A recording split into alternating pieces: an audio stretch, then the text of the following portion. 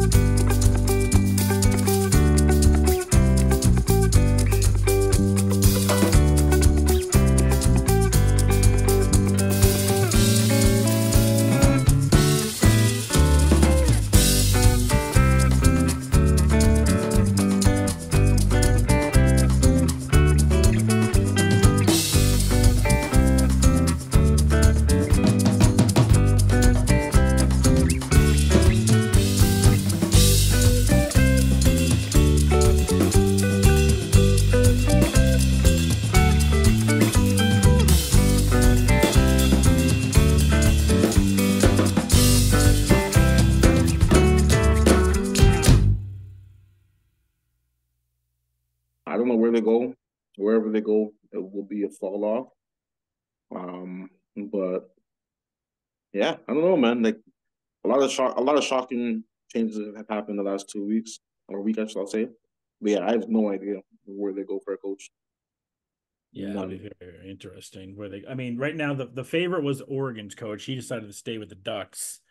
Lane Kiffin, who was obviously coached there for a while, he's up there. The Eagles coach, he's one of the favorites as well. So we'll talk about Philly and where they could be going for a coach if they lose this week. Could be the man that's behind Nick's screen for those that maybe see some this stuff on YouTube. Senator, your kind of thoughts on Saban and maybe who could replace him? The Saban move is, I don't think Alabama was ready for it, even though there's been rumors for years that he was going to be retiring, and it's always been a question, and then he always came back. So it's going to be, like Coach said, it's going to be hard to kind of follow that legacy. But I was trying to think about who possibly, and I could see if they're trying to go for like a big name person, if Caleb goes into the draft, I could see a person like Lincoln Riley leaving USC to go to Bama. Yeah. I don't think it's going to be somebody that we don't know. I think it's going to be either. Here's even the worst part. Dude, like, what's his name? That we all questioned his coaching, Staley, right? Yeah. Like I could see a Staley, because Staley was a little bit successful in college. It could be some, like, the pros just might not be for him. You know what I mean? But college might be. So it's going to be weird to see anybody that takes that job. Same thing like the Patriots job. You're following legacy. Like that's that's the tough thing. It's not like this is just like a regular job where if the coach is there for 4 years and then you step in. This is 24 years, 25 years. I've seen Deebo Samuel's name on that as well, which would be interesting if he were to step into Bama. I don't think he would. Deebo Samuel. Yeah. He's fourth right now. He's fourth right now on the betting odds is Deebo Samuel. Deebo Sweeney, sorry. Deebo Sweeney. Yeah. Deebo Samuel is on the Niners, though. Yeah, I was like, I don't think he's stepping away from the Niners right now to coach Bama. So, yeah, we'll have to kind of see. I mean, it also, how does this affect in proxy Harbaugh now, right? Of Harbaugh has an opportunity where we've already seen some decommitments happen from Bama. Does Harbaugh look at this as a situation to be like, I could, get some recruits out of this? I mean, Harbaugh hasn't said anything yet. The last time we heard about him, he talked about giving his guys a break before he goes back to camp. So that's kind of the latest status we have on Jim Harbaugh right now. So as of right now, we just have to assume he's not going to the NFL, but I don't know. I mean, I would assume as we get talking about this, the coaches are the hot topic right now. No one's going to probably really hire a coach probably for what, another week or so before we start really seeing coaches get hired, Senator? No, I give it about 2 weeks because I think some of these playoff pictures things, you're going to see some changes from there because there's Yeah. already been rumbling about like if Bills aren't successful, you know Yeah. what I mean? Like that's been the question this entire Eagles. season. Eagles uh has have been in question. Who Cowboys. else is in there? Cowboys. Cowboys, I don't think is really in that position, but I do Well, let's think say the that Packers upset them, then I'd still Jerry's gonna be. I think that because I think honestly, I forget where I was seeing, and they were saying the perfect situation for Dan Quinn would be Seattle at this Yeah. point. Yeah. And I think I'm that not talking about if Dan Quinn though. who are you talking about? Mike McCarthy. I know, but I'm saying I think they were trying to keep Dan Quinn in the building to replace Mm. Mike McCarthy. But if Mm. Dan Quinn ends up going to Seattle, Yeah. and with the successful year that they had this year, I don't think Mike McCarthy is out. Yeah. Yeah, it's interesting just with the way that Jerry thinks about stuff. I mean, when he got Parcells, that was because they had the new stadium coming and you needed a big sexy coach name as well. And Parcells was that name. So talking about some of the coaches that have been let go here, really some shock. I mean, the Belichick one is not a shocker. We all kind of assumed it was coming. It's just that it actually happened. It's still weird to know right now that he's not the coach of the Patriots. But Pete Carroll, who Seahawks fans seem to think that one was coming. And my apologies into the group chat because now we're just hearing conflicting things all the time now. Like it does sound like he's not happy with this Brad Stevens level role. So I guess we can put him on the open market and not rule it out completely for what's going to happen with Pete Carroll. And then obviously the big one, the one that's the most shocking to me is Vrabel. That one makes no sense to me. Not really good roster construction. He did everything he could with what he had there. So whoever gets a chance at him, it seems like Jared Mayo is going to be the guy in New England. But let's kind of tackle these one at a time here. So first we're going to go with Vrabel, and now we can get Nick into here. Kind of your thoughts on the Vrabel situation.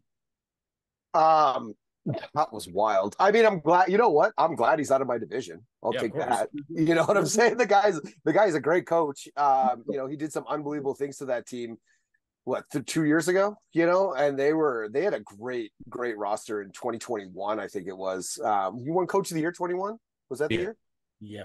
So we're 2 years removed from that, 2 seasons removed from that, and then you do him like that, and I'm fine with him leaving the division. It makes the Titans, depending on who they get, they're still going to take a little bit of time to get used to that new coach. So you can kind of write off next year as well for them, along with what's going on with that team. Is Hopkins staying? Is Henry staying? Is are they going to have anybody other than Levis?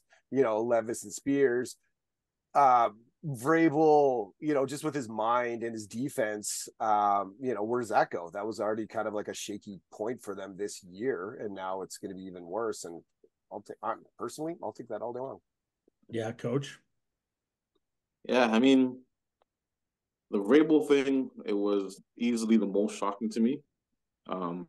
Just given, as Nick said, like he won Coach of the Year not too long ago. They've been consistent. They've been like their problems have not been coaching problems. It's been roster construction. It's been lack of talent. It's been we've seen the 1.5, maybe two good years of football from Ryan Tannehill, and then he came back down to life.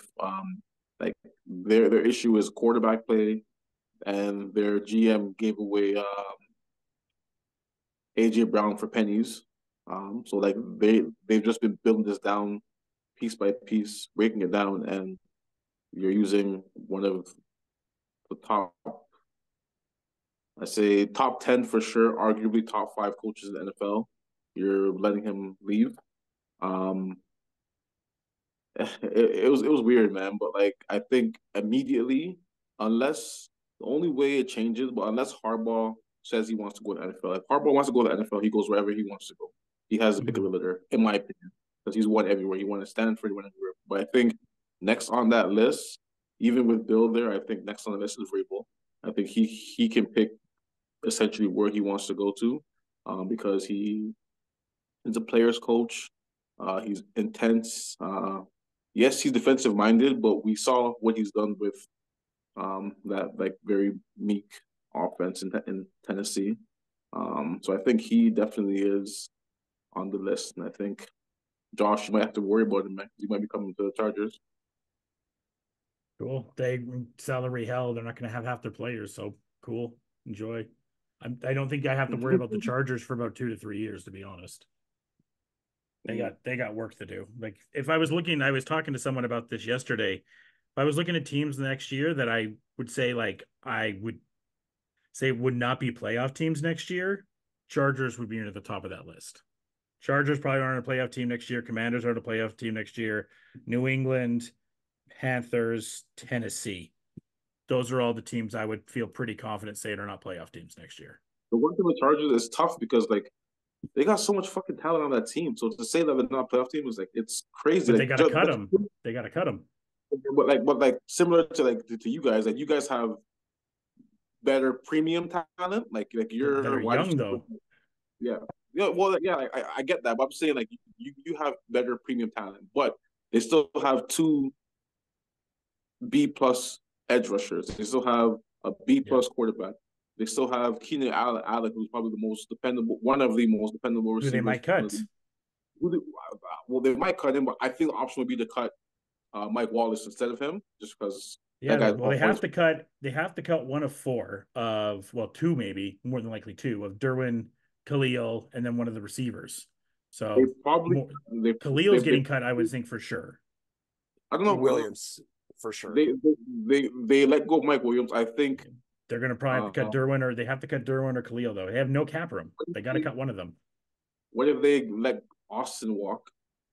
Doesn't matter. They still got to cut one of Mac and Derwin James. They're just paid too much. One of them has to get cut. Well, I think it might be Derwin. Like, or no, was that Seattle? Like, which I remember if it was Jamal Adams or Derwin James who had he was benched end of the year because he was not seeing eye to eye with the.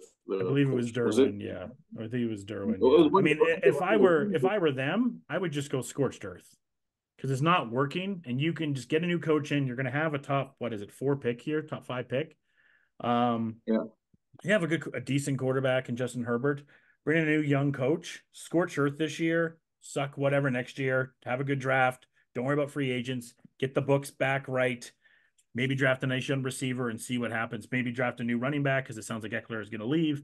That's what I would do if I were the Chargers. Just kind of reset it. You have Herbert onto a decent contract. They tried to draft a receiver last year. It looks like he has been a bust. Yeah, but I'm saying don't worry about being a playoff team. Just get your shit together. Yeah, that shouldn't be their concern at all. But again, I'll just say it's just tough to say.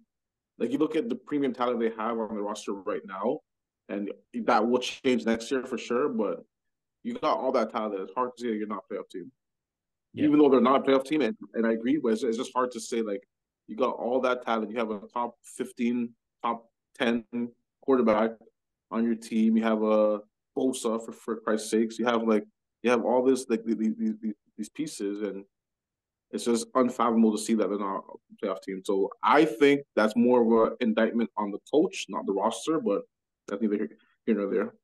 It's a bit of both, and the roster's not going to be what the roster is this year because they're so in salary. I mean, you hear everyone talking about it on NFL Network and stuff like that. Yeah, you take this Chargers job because you take Herbert, but you're inheriting a roster that needs a lot of things to get taken care of. But yeah, if Vrabel went there, I wouldn't be happy about it. But it's right now. I think if you're looking at where the AFC West is, it's they're at the bottom of that ranking right now, where everybody is as far as everybody moving forward. Well, it depends what the Raiders do with their coach. If the Raiders do something crazy instead of going this straight path, then we'll have a different conversation. I mean, for Vrabel, I would assume Chargers, I guess, could be one. Pats, it seems like it's going to be Jared Mayo. We'll get to the Pats in a second, but Seattle would be a very interesting fit for him too, Senator. So I'm not surprised by the Vrabel release. And the reason why is last season they brought in a new GM. The new GM is going to want a coach that fits whatever direction he wants. The girl. Yeah, no, that's what I'm saying. The new GM is going to want who they want in there as the coach, who they want to work with. Vrabes is Vrabe. Vrabe's been in that building too long. Sometimes when you're going to do a rebuild, you need to do a full rebuild. That's from the coach down. So Vrabes is at that point right now where everybody knows top 8 coach for sure. The question is for him, it's going to be one of 3 things. Do you want to be petty? Do you want to win immediately? Or are you okay with the rebuild? And those are the big questions that he's going to have to figure out when he's looking at whatever team he's going to choose, which is why I think he might be the 3rd coach to sign someplace, because he's going to look at what these playoff teams are doing. Because I don't know if he really wants to go to a next team that's going to go 5-13, like after having the season that they had this year. Like, if that Bills job open up, don't be surprised if he's not the first person that they call for that Bills job. Yeah. If the Bills job opens up, that's the premier job spot with Josh Allen. You're gonna have that defense come back healthy. You still have Stephon, that becomes the premier spot for sure, without a doubt. Yeah, and I think Vrabes would be the only reason why I see Vrabes not going there. And that's why I said use the question of being petty, because he's in the Patriots Hall of Fame. But is he going to be petty because he was at the Patriots game, the last game? And it could have been a thing where it was like, all right, I'm here, if something comes up, would you be interested? We don't know, because we're not trying to suspect tampering or anything like that. I'm just saying he's already in their Hall of Fame.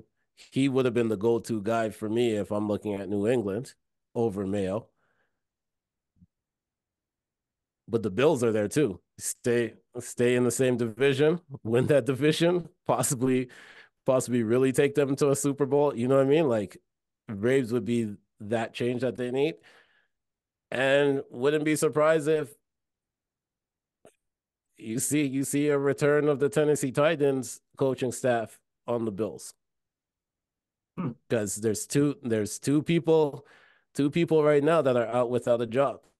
And the last one did not look good on his way out. That cussing at Allen there did not make him look too good. So don't be surprised if he just links back up with Vrabes, because that might be the best shot for him to really get a next head coaching job that I think that he's going to be wanting.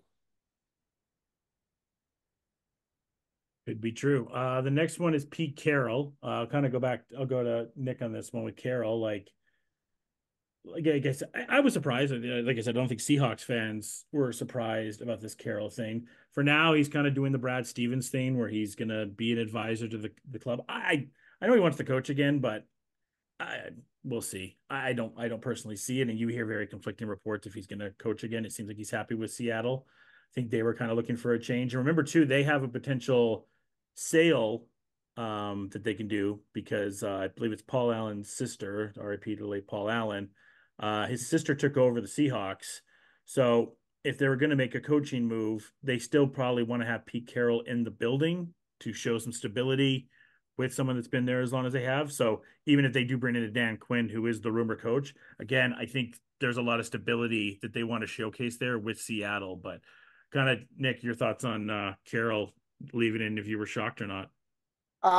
Actually, yeah, I kind of was. I'm not deep in the Seahawks, lore, so I don't know. I didn't know about it, so it was kind of shocking to me just on the outside looking in.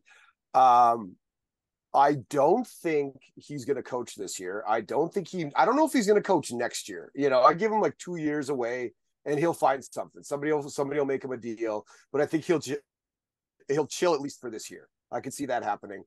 Um, so an interesting thing I heard today was so Gino gets a $10 million bonus like March 12th if he's on the roster. Right. If they cut him, it's 17 million dead cap. Okay. They have a draftable quarterback in their backyard that they've watched all year for his college career. And that is who I'm interested to see if the Seahawks move up to get Penix. So that's more. I think that's more than the Pete Carroll. I was also talking to a buddy of mine who's a big Seahawks fan, and he hates Quinn, so he doesn't want him at all anywhere near that team. Inside information. Yeah, talking to the Seahawks fans I talked to, I mean, that's one opinion there. Most of them seem happy with him. They just don't want Belichick. That's been the one thing they don't want. They just don't want Belichick. He's going to the Falcons. It's okay. He might. I don't think he is. But we'll talk about Belichick in a second. Coach, your thoughts on Carroll leaving? Yeah, no, it caught me off guard for sure. I put in the group chat, I was like, wow, like I didn't see that coming. I mean, they've been pretty consistent the last 2 years. They hit a home run on their last draft. I would say honestly the last two drafts have been pretty rock solid all the way through. Yeah, like they probably have the defensive rookie of the year. Yeah. So I think they've been really, really consistent with the draft. I think Pete has been really consistent with coaching those guys up and getting the most out of Gino because we all know we all saw that plane coming down and crashing. So I think I think the biggest thing if I look at it objectively was they started the year out so hot, and then the last month they just look really bad. Part of that has been instability at quarterback and just inconsistent at quarterback. But also, they just didn't look good. They faltered a lot at the end of the year. So I think that's part of it. But yeah, no, that caught me off guard, and I'm not sure where he goes. He's what 70 plus 70. 71. They're all like 71, 72. It's crazy. 71. He's a defense. He's like a quintessential defensive-minded coach. Yeah, I just don't know where, and he's not going to want to go anywhere where he doesn't have a lot of control of either roster or like he's not going to want to go there and just play the head coach role. I can see only place where I can see where they kind of need leadership is like the Commanders, but do they want to go from a defensive-minded old Ron Rivera to a defensive-minded old Pete Carroll? Like, is that what they really want to do? So, he might do the Sean Payton thing and be out for a year and a half or 2 years, and come back and kind of just see what works out. Because like if you look at it, like yeah, these teams right now have coaches, but who knows where Philadelphia would be at in 2 years? Who knows where Buffalo will be at 2 years? Who knows if Chargers are going to Charger and have the same problems there? Who knows if everyone knows that Niners coach is really, really good, but if Niners don't win this year with the talent they have and don't win next year, are they going to do a coaching change because they've pretty much underperformed with all the expectations they had last year, this year, and going forward? Like if they don't win a Super Bowl, get to a Super Bowl, like it is kind of out. Like so like there are some positions that could be available in the next 2-3 years that Pete might want to jump on for one last hurrah, but I don't see where he's going to end up, honestly. Senator, what about you? When I look at this, I was thinking, and I was like, Washington's the place for him. And the reason why is he has gotten almost all pro quarterback play from somebody that they all thought was done a long time ago. That might be the leadership that a Sam Howell really needs. I don't think if you compare, even though age-wise they might be close, one seems like they forgot who their players are, and the next one knows everybody on that team and practices with the team and does all that stuff. That might be the change, the cultural change that you would need for an organization.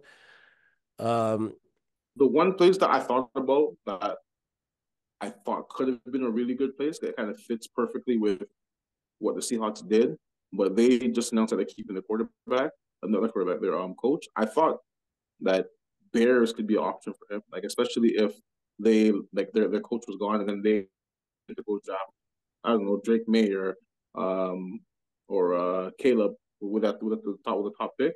That might be a place where you got the defensive minded stuff. You have the history there. They just got Montez from Commanders. You got the defense there. You have a number one receiver, I would say DJ Moore. You have options there. So I think that could have been a place, but who knows? It's Pete Carroll's just in a unique position, to tell you the truth. If you're bringing him in, you're bringing him in because you think that he can change the culture. And it's a team that I think whatever team he goes to, it's not a team that already has an established culture. It's one that needs a culture. And I think that's what Pete Carroll is best at bringing, as well as being a players coach, pretty much. And I think that is his strong points. So that's why I say a Commanders, because Magic and the new ownership over there is going to need that culture really brought in, a winning culture. And yeah, the Chicago one, just to me, them bringing back their coach just means to me that I wouldn't be surprised if they're keeping Fields and trade the first pick, trade down, maybe get a third pick and couple. Why trade down? You can go get Marvin. Because I think if you can trade down to the third pick, you might be able to. A team might give you 2 or 3 draft picks for that one pick because they want that quarterback, Drake May or Caleb, right? Caleb. So you trade down, you build up something. It's the same thing that they did last year with the Panthers, right? Like Panthers traded up for that first pick, and look at the haul that they got. You know what I mean? Like but like I think there's the top 3. I think there's 2 players there that are going to be legit players. I think Marvin is as locked as a receiver I've ever seen before. But who knows? He might turn out to be like a friggin' what was that? That was a Bills receiver or there was a Mike Williams beforehand. Not Mike Williams, but he played with the Panthers. Him and Cam. He was at Cam. Like Calvin Benjamin. Benjamin, yeah. So he went to USC. Where he's a suit. Like Calvin Benjamin came out and you're like, yo, this dude is a baller. Sammy Watkins, another one. Yeah, Sammy Watkins, another one. Yeah, it just never turned out. So unless he's one of those things that are so can't miss that they miss. But I think Marvin is like a lot. His footwork is impeccable. He has great hands. Like he's a lot. Marvin's a lock, but you're gonna have a lot of people trading up for that one, trying to trade up for that first pick, and that's what I'm saying. Like you can, if you're gonna keep a Fields, and you're gonna have to pay Fields at one point, or you're gonna franchise tag him twice and end up everything being guaranteed. You're gonna, if you trade down, you might be able to pick up 2 wide receivers, a Marvin Harrison, and another wide receiver out of this draft. Like this draft is not a light draft. There's 4 receivers, right? There's Neighbors. There's Neighbors who, I swear, I know it's pronounced Neighbors, but that's one of those things of the broadcast. You look at that, I'm like, that says Nabbers. It's spelled Nabers. That is Nabbers. That is not Neighbors. And then you have Ozdune from Washington, and then the guy I really like is Coleman from Florida State, who you see Coleman sliding down to the mid-20s, and I'm just like, this is the kind of guy that's going to go to Kansas City and drive me crazy. What could also happen is, but like Bears not a great historically they're not a great franchise. Oh no, over the last decade, they haven't been a great franchise. I think before that, they're pretty solid. But this is something that I would expect a good franchise to do, like a Baltimore or a team that drafts well, like Pittsburgh drafts really well, unless it's quarterback. Yeah. But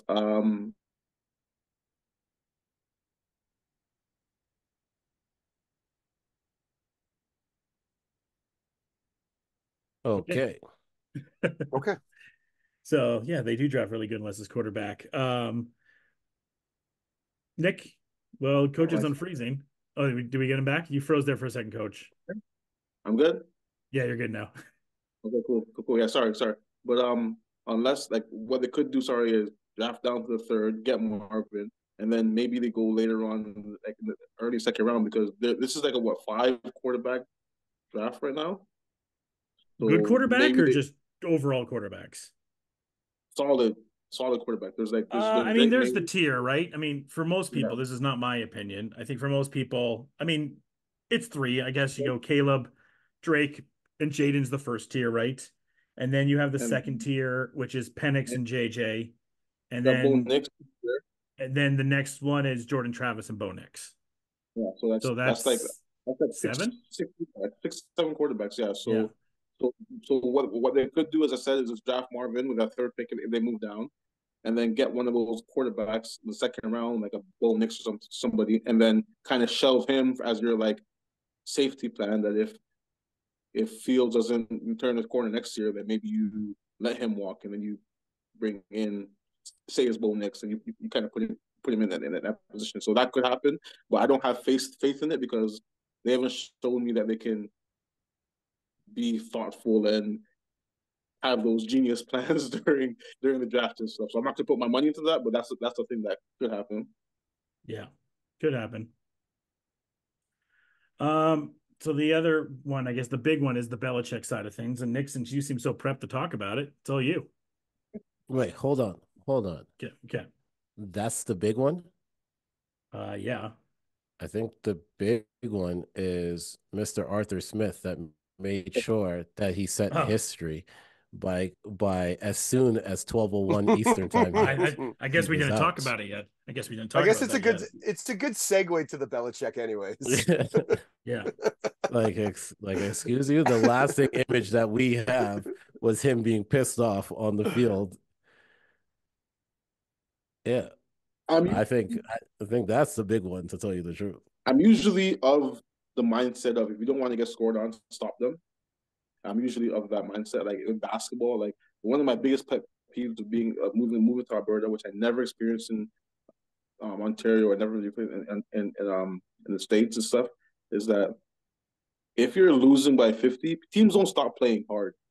They still play hard. So like you could be losing by 50 and you're still gonna get pressed. You're still gonna like teams are still trying to play. And being in Alberta, it's like, oh, you're up 20, pick up a half court, kind of mercy rule stuff. Shit, I lost what was I talking about? Lost my train of thought. You were saying that you don't really have a problem. You normally don't have a problem to stop it. So but what they did, which was fucked up, was that they lined up in basically like they waved the white flag and lined up in the kneel thing, and then went to go run it. That's bullshit. If you're gonna run it, fucking run it. Like if that's the decision you made, line up in power, line up in I, or line up in your goal line, have your fullback, whatever it is, line up in whatever, and then say we're gonna run it, and then make them stop you. Fine, but don't fucking do some trick shit saying, oh, we're gonna kneel it and then run it in. That's so bullshit. Like that would have been a play where if I was on defense, I'm fighting, because that's bullshit, But whatever. I get why he was mad. Sorry. No, it's an absolute fact. And for me, by the way, I have something on that. By the way, I have some inside information on that. But finish your thoughts, Senator, on the what last that play. the backup quarterback is the one that went out there and called the play. Like apparently, they told the Falcons what they were doing.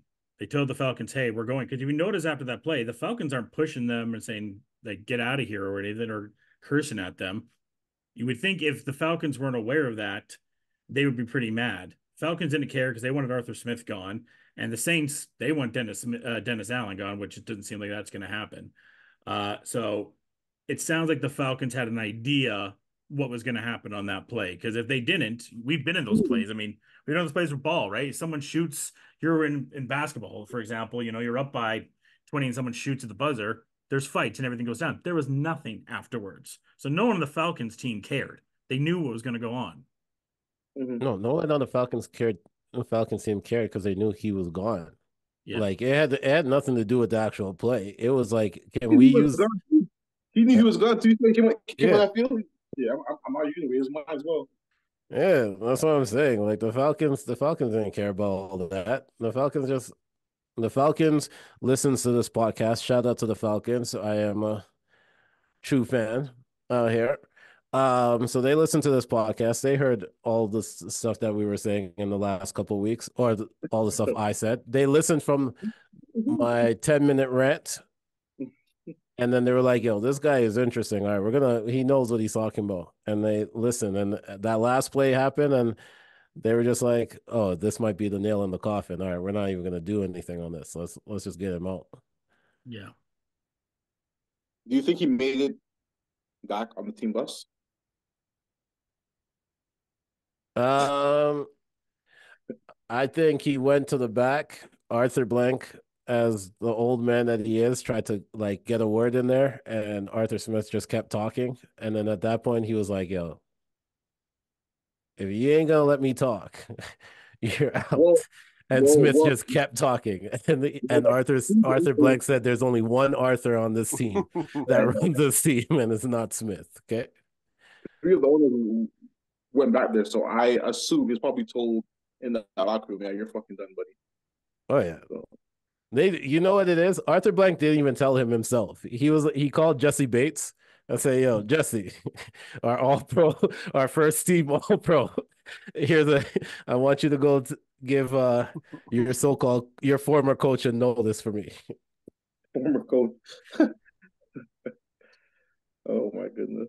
All right, now we can get to what Nick wants to talk about. Okay, so next, so Belichick, after 24 years now, is gone from the Patriots, and I'll say I give the Patriots and how they handled this great. I thought Robert Kraft did a really good job in his press conference of talking about Bill and what he meant to the franchise, and I do think it signs to coaches too. Like they didn't trade him. They could have got assets for him very easily, but they had enough respect for Bill and everything he did that they're like, "Hey, you go find what you want to do, no matter what. You gave us 24 years. The least we can do is give you the respect to go find out where you want to finish and beat Dan Shula." So I thought how Kraft handled that's going to be. I mean, they're probably going to go and get Mayo as the coach, but it shows a lot of class inside the Patriots organization. That's all I'll say about that, Nick. Yeah, that's gonna be an interesting situation. We talked about it before with the culture he built over 24 years. So but he also really does a good job with his coaching staff. So it would be interesting to see if he keeps it or who he's bringing in, because I don't know about that. Like the Belichick's coaching tree is not very good. Like, no, you can Matt Patricia. McDaniels. The coaching tree is not very good, man. Okay, they're not good when they go out on their own and they try to be Patriots. Except for Vrabel. Vrabel's the only one. Like you look at friggin' Eric Mangini, Charlie Haas. Yeah, but here's the thing: they're not good when they go out and they try to bring the Patriots way into another team. When they're in the Patriots organization under Belichick, that's why everyone went out after them, because they were good as OCs or DCs under Belichick, but Belichick still was the man, right? When they left there and they're like, "All right, I can be the new Bill in a new place," it doesn't work. Yeah, you want to know trying to bring Patriots to the Raiders? Yeah, it's not. Well, don't worry. Get ready to learn, Senator. Get ready to learn McDaniels, buddy. So if Belichick takes it and he brings McDaniels as an OC and Vrabel as a DC, then what are we looking at? That's actually pretty scary. Right? Yeah. But that's what I'm talking about. Like he could get that. Well, McDaniels is a good offensive seasons? coordinator. McDaniels is a good offensive coordinator. He's just not a good coach. He doesn't know how to lead guys, but he can call plays. He knows how to run an offense. Right. He's just not a leader. Right. That's what I'm saying. So if that's the move or whatnot, you know, and then Bill does this for 3-4 years and then passes it off to one of them, you know, Vrabes. Right. Exactly. Yeah. You know, but that's what I'm talking about. Not McDaniels. Please. No. Not McDaniels. I kind of want to see it again. I kind of want to do this podcast in Please. 5 years when he's the head coach. You know, I want to see it. That's when I retire. Same thing. We're gonna have to go back in the archives to the Josh rants and run it back. And then he can be with the Falcons for 3 years, and then he can go to when Harbaugh retires, he can go to the Ravens, and then he'll have touched all of our franchises. Full circle. There's no fucking way. Here's the Belichick tree more recently, by the way. So Romeo Cornell, bust. Somehow Nick Saban is connected to him because I guess they coached in Cleveland, right? Eric Mangini, bust. Josh McDaniels, bust. And Jim Schwartz, bust. It's funny because these are all come from the Bill Parcells tree, which is a lot better because he's had Sean Payton and Tom Coughlin. Steve Spagnuolo, who was okay. I didn't mind Steve Spagnuolo. I think he was an okay coach. He was with the Chiefs, right? Chiefs, I think Giants, I think, for a second. Yeah, he was solid. Yeah. Yeah. Let's not forget about Bill O'Brien, by the way. Bill O'Brien, Jim Schwartz. Brian Flores is a Belichick guy who was a good coach and wrongfully got let go by the Dolphins. Joe Judge. Yeah. So he's had some okay guys, I suppose. But the main event is Senator of I don't think he's going to go to the Falcons just yet. He's obviously in no rush, and he's going to wait and see what is out there. If say the Cowboys get upset by the Packers, I don't think that's going to happen. But if the Cowboys get upset by the Packers, we'll see what Jerry wants to do. Jerry could be interested in that. If the Eagles lose, he wouldn't go to Cowboys. If the Eagles lose. He wouldn't go to Cowboys because he would want more power than what Jerry Jones is ready to give up. If the Eagles lose to the Bucks, we got to look at that. The Bills one, I just don't believe. I just don't believe he would, with how everything ended with Robert Kraft. I'm assuming him and the Krafts had a conversation, said like, "Hey, go anywhere, but you can't go to the Bills, Jets, or Dolphins." And obviously those are the one. And he hates the Jets, so he wouldn't go to the Jets, and the Dolphins isn't open. And pretty much he said, "Don't go to Buffalo." Tampa would be. But you think Robert Kraft can say that to Bill? What Bill's gonna say back to him? This might be inappropriate, but I'm still saying it. Do you not think that Bill knows all the massage parlors that Robert Kraft used to go to? You think Bob got away with some stuff, but Bill probably still knows all the dirt on all that stuff. So you can't go and tell him nothing. Not wrong. That's why Bob was over there like, yeah, he'll always be a Patriot. All this. That's that read between the lines. Yeah, you got anybody that has the secrets on you can't do them dirty like that. That's when all that exposure comes out. Pause. And literally. Well, he's going to look for the best, because at the end of the day, my point is he's going to look for the best situation that he can to beat Dan Shula's record, right? He probably only wants to coach 3 more years, I'd say max, 71. Yeah. Probably wants to retire by 75. I would say. Yeah. So he's 15 wins away from Dan Shula. Falcons, of the teams that don't have coaches right now, they probably have the best roster minus a quarterback right now for him to do that.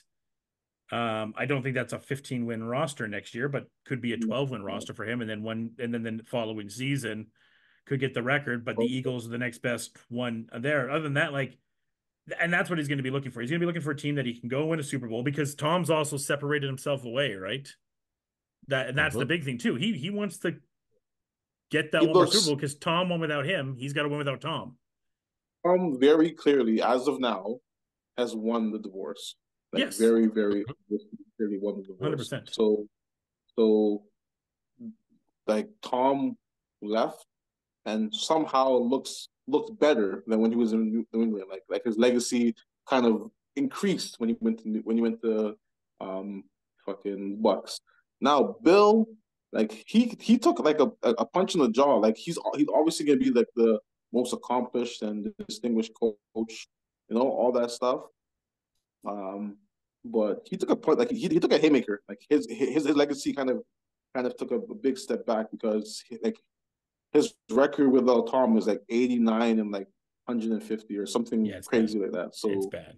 Yeah, something crazy like that. So like nobody's asking anymore, was it Tom or Bill? Even though I think it's a legit question, but no one's asking that. Everyone's just talking it up to being, yeah, it was Tom. Whereas before it was a question, so it's kind of to me it's kind of tough with that too, because Brady left a great coach to go to a great coach. Like it wasn't like a bad situation. The problem that to me that really hurt Bill, to tell you the truth, was that year when Brady left. If you remember, Bill did not name an OC or a DC that season. He literally, it was, all right, I am the head coach and everybody else is under me and no one knew who the, like, if you, yeah, it was like he was like, all right, Brady's gone to a good coach. I'm gotta prove that I'm a great coach. So I'm not gonna name a OC. I'm not gonna name a DC. I'm gonna let you know that this is my system. This is me. And they did not look good at all. So like, because I think the coaches were confused, the players didn't know who to go to, and Bill is just sitting down there like, run the ball. What? Okay. On top of that, a big detriment to Bill has been he hasn't drafted well at all. Like that's like a big knock on him and his legacy. Like I don't think he's drafted a Pro Bowl skill position guy other than fucking Gronk. No. In fairness, Gonzalez probably would have been that if he had a healthy season. He was on his track to that, so I'll give him credit on Gonzalez. Isn't Gonzalez the cornerback? Yes. Yeah, but I'm saying offensively, skill player. He was saying skill player. Skill player. Yeah, I mean, look at the receivers. They only drafted Gronk, and then they had they drafted Hernandez, but we all know what happened there. But like the only offensive skill guy that they've drafted in 24 years that's been legit. So that's pretty. And then I mean, he played Troy Brown on both sides of the ball because he couldn't figure out to get a good receiver, right? I mean, they've never, other than Randy, like he got Wes from the Dolphins. They got lucky with Julian. I mean, Julian Edelman did that pod with Gronk and admitted, like, if the stuff with Aaron doesn't happen, then I don't get the extra reps that I do, and I'm not who I am. He's fully admitted that if that didn't happen, he's maybe not where he is. Yeah. So, and I mean, that's the two. And we and Nick were talking about this point, Nick, of the running backs, and in the 24 years there, I can only really give, I guess, Ramon Stevenson some credit, but for the most part, I can only name one successful running back there, and that's Corey Dillon. Well, and then I was thinking about it, and Calvin Ridley had a good year, but then he fumbled the ball twice the next year, and he was done, and that was it. That's going to be an issue, I think, with I also said, Kyle Pitts is going to be amazing with Belichick. Of course. He's my God, amazing with tight ends. He builds tight ends. Yeah. He's nothing with the running. You know who's going to be amazing with him is Juno Smith. With him is going to be amazing. The both of them, it'll be like Gronk and Hernandez again. Yeah, Drake might, but then it's the question. The question of quarterback too, and we lost Coach, by the way. Try to get him back here. If you had to choose the quarterback right now, if you bring in Belichick, let's just say Senator, I don't think you're drafting a quarterback. You're kind of all in at that point. And I'm not even joking about this. Then you have to be looking at the Russell Wilsons and the Kirk Cousins then. Isn't Sierra from Atlanta? So is a certain rapper. Okay. If Belichick is there, to be honest with you, I think they still draft a quarterback. And the only difference is you might see them attempt to try trading up for a quarterback. Like that's where the difference is. because I think Belichick is gonna want to continue with increasing the defense. Or I did see something that they weren't looking at Penix, they were looking at It's got to be the Michigan a quarterback. defensive. No, they were looking at a defensive end to draft because Calais might retire, right? So yes, you want to make sure that Grady Jarrett comes back and has some assistance, because that's been the problem with Atlanta when it looked at their defense. It was you could double team Grady and no one else would be rushing. But if Belichick gets hired, I just honestly don't know what the direction is going to be. But all I know, it can't be worse than what it was this season. No, but again, you will probably, if you get I mean, I don't think Belichick would want to fuck with Russ, to be quite honest. I personally think the biggest free agent prize for 2-3 teams is Kirk Cousins.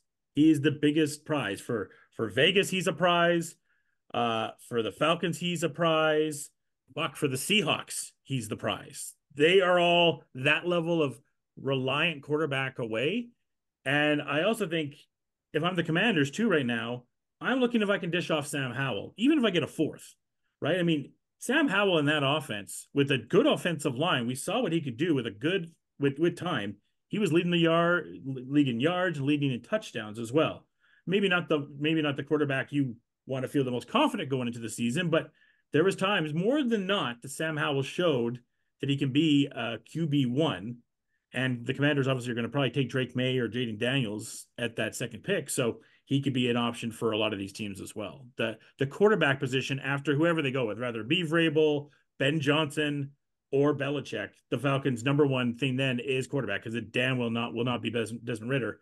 Hopefully more so just for Senator's health. My health is okay. It's only when Nick starts talking in the group that it really pushes me over the edge, because all it'll be like is that's another great drop back right there. Look at that. Yeah. Amazing. Can't stop watching. Entertaining. Yeah. The most entertaining play in football, the Ridder drop back. It's a fact. Not even a 99-yard punt return. No, it is a Ridder drop back. 10 out of 10 every so time. Out of the veteran quarterbacks or quarterbacks you could see available, Senator, who would you want? I'm still racking my brain for this for me. Veteran quarterbacks, Flacco. It's a fact. Flacco's on a 1-year deal. He's going to be a free agent after this. Like, I would take a Flacco Taylor Heineke duel as my duel.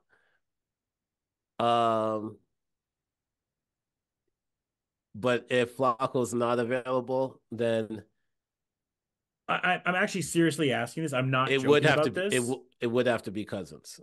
If you don't get Cousins, and if Mac Jones is available, because we did see a really good Mac Jones in the first season. No. We did. We saw a good Mac Jones. So maybe just a refresh of market can get Mac Jones to reset his mind again. No. If we get a Mac Jones drop back, amazing. No. Carson Wentz will be available too, and he looked really good the other day. Man, you could have him. Trust me, be a Carson Wentz fan. I mean, look, I'm getting ready to prepare myself for that, because I believe my team could talk themselves into that potentially. Can Flacco play 16? We'll find out. But I mean that seriously, right? So he's done this for 5 weeks now, right? And you saw him taking that nap on the bench. The whole world saw him taking a nap on the bench. Can he do it for 16? Well, the beautiful thing about Falcons games is they're usually 1:00 games. So like he'll be awake for it. Right. Yeah. Right. We don't really get primetime games. No. Right. Yeah, you're right. Yeah. Yeah, you're right. Not yet. If you sign Flacco, you might get every Sunday night game. That might be the thing. That's how they're gonna screw us over. But the beautiful thing is, if you look at it, if you had a Flacco Heineke duo, he doesn't have to go 16 weeks, because then Heineke is good for 2 games, and then you bench him. You do that. You give him like a little break in between. So it'd be like 5 on, 2 off kind of thing. Yeah. Okay. I like that. Okay. Yeah. Nice. The stats would be there, and he knows how to throw to a tight end because Njoku looks disgusting when Flacco got in there. He started killing. So I'm going to play a and little. then, well, Amari Cooper had 200 yards, and Jerome Ford looks like a real running back with Flacco. You know what I'm saying? So it's like he's good for all those positions. Okay. So there's some of the coaches. I'm going to play a minor game here because we don't think any, well, I guess the playoff teams, but as far as the non-playoff teams now, we think everyone that got rid of their coaches, we're done now, right? No, Dennis Allen's out. You still think Dennis Allen's out? I have a feeling Dennis Allen will be out because he lost the locker room. Yeah, Oh, yeah. and I'm talking to our friend Andy, who's a big Saints fan. He's said as much. I mean, his thought was if Dennis Allen isn't out, guys like Lattimore, Ramchuk, Alvin, all those guys could be shipped out because they're the Jimmy Graham. All those guys could be shipped out because they're just not going to go with Dennis. And there's obviously the Gruden rumors with them as well of bringing Gruden in, and we'll see what happens with that. And Taysom's old too, right? Taysom Hill's like I think he's old, 28, 29, I think. Like that, yeah. Really? I thought he was early 30s. Okay, so I guess bearing what we think the Saints might fire Dennis, other than that, we're good, right? That's the only one we're maybe waiting for is Dennis Allen. Because there is one other job I'm surprised. Like, here's the one Belichick destination no one's talking about. If I'm Shad Khan, why am I not firing Doug Peterson and trying to bring Bill Belichick in? Because I don't want him in the South. I know you don't, but I'm just saying if get him out of there. If I'm Shad Khan, you have just to fire Doug Peterson. Other than really that Philly Super Bowl, he doesn't really have a tremendous track record. You have a quarterback in Trevor Lawrence right now that people are really low on, but Belichick under a Trevor Lawrence, you have weapons there. You have a decent defense. You're in a division where I do think the Texans will fall out of the playoffs next year. Colts will rise. So Colts and Texans will be, difficult to deal with. And the Titans are rising up. But why would Shad Khan and the Jags not take a serious look right now of firing Doug Peterson and try to get Belichick? Waited too long. What if you don't get Belichick? That's why you have to talk to Bill and know you fire Doug if you know you're going to Bill. If not, then if I were them, I'd still fire Doug Peterson and get Mike Vrabel. You wouldn't go in the division. Yeah. I get it's not even the defense. You need an offensive mind. You'd want a Ben Johnson because you need someone that can get Lawrence to where he's at because that starting 8-3 and then the fall from there is embarrassing. And Trevor Lawrence's stock, you were talking about it, Nick, just dynasty leagues, he's not in top 10.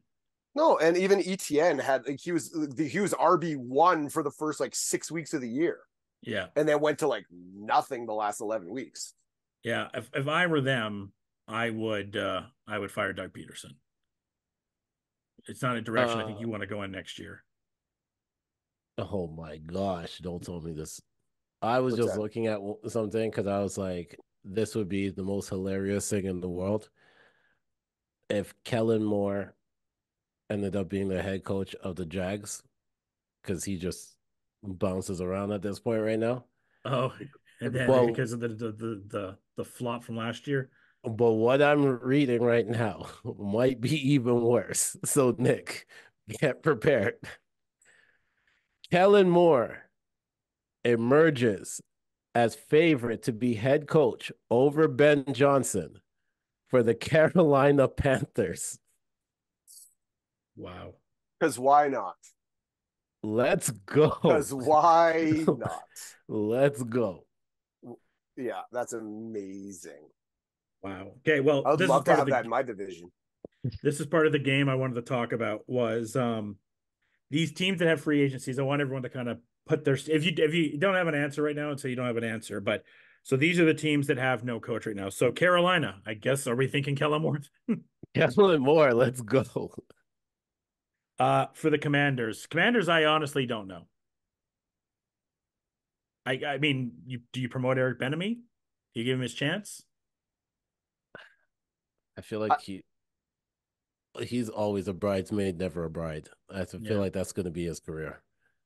I don't know if they don't give him this chance. I don't know. This might be it. He deserves it. Commanders. You know who I'm going to throw out there for Commanders? Because I saw Falcons tried to interview Steve Wilkes Oh, from the 49ers. yeah, I've seen that around. That's a nice Yeah. one. The Atlanta Falcons. I'm gonna go with Belichick. It kind of seems like that's the case.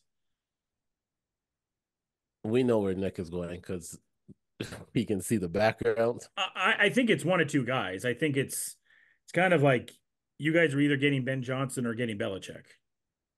And my thoughts is Ben Johnson because I don't agree with you guys. So, yeah, Nick. I would In no love to see Ben seriousness, Johnson. what would this Yeah. podcast be if we all just agreed with each other? if you It get would Ben be- Johnson, right. we're just going to be jealous. Number No, one, I we'll would- be happy for you, and I'm going to be jealous of you. That's fun football.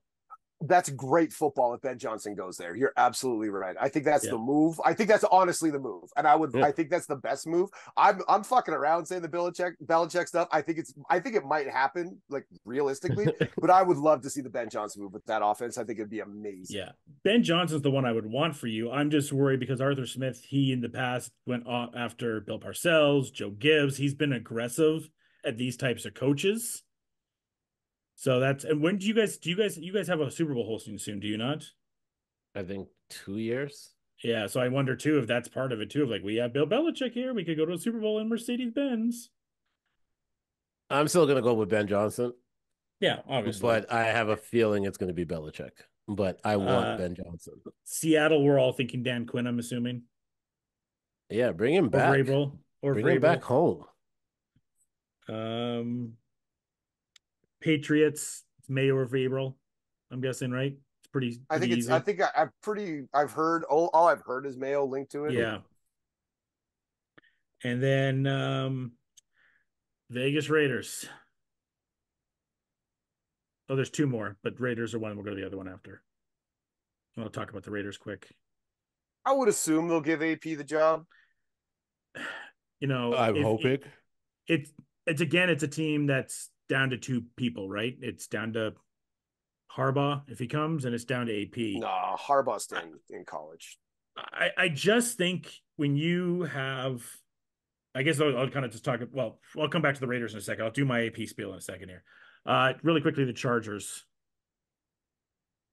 Vrabel. Yeah. With Vegas, we'll kind of go over our weeks really quick. I know Senators kind of already talked about his week before we get to these playoff matchups.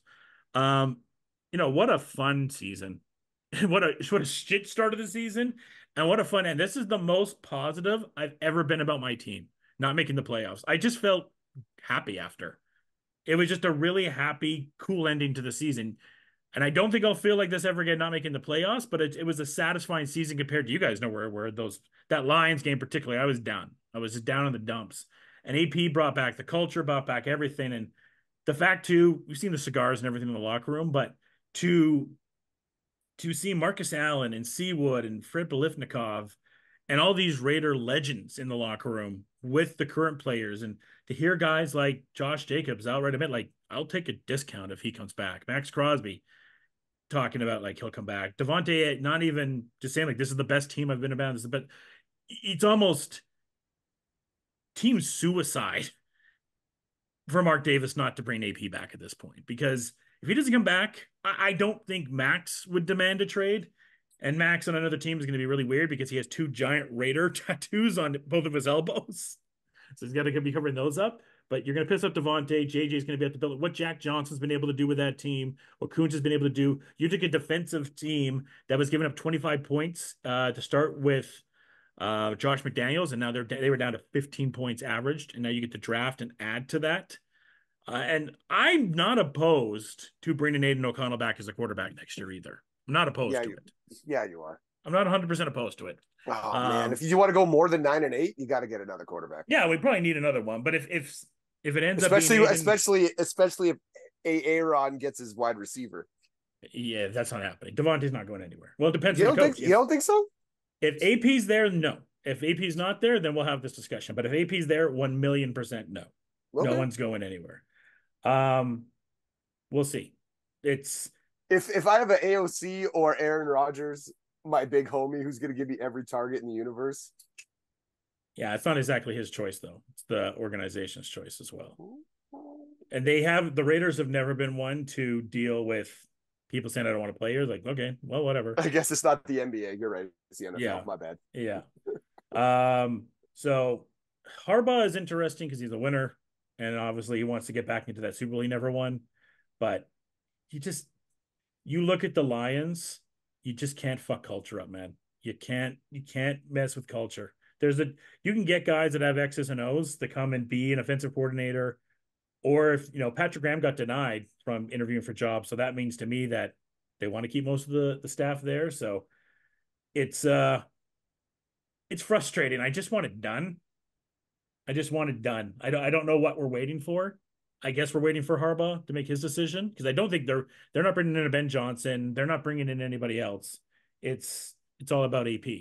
So I don't know what's taking so long. Hopefully we can get it done soon so we can just kind of move on and Champ Kelly too is GM. That's the other. No one's talking about that as much, but Champ and AP together, and yeah. So we'll a full season with AP would be really, really fun to see. So before we go to Senator, because he's kind of talked much about the Falcons, but Nick, just the end of your Colts season, and I feel bad for Godson. And I don't think he got as abused and tortured on social media as I thought he would, so that's good. No, I mean, it is what it is. It was a shitty end to a surprisingly good season. And I'll take it. If we keep all the pieces and we add, a top 10 quarterback next year, I feel real good about where we're going next year. I feel real good about Steichen as a head coach.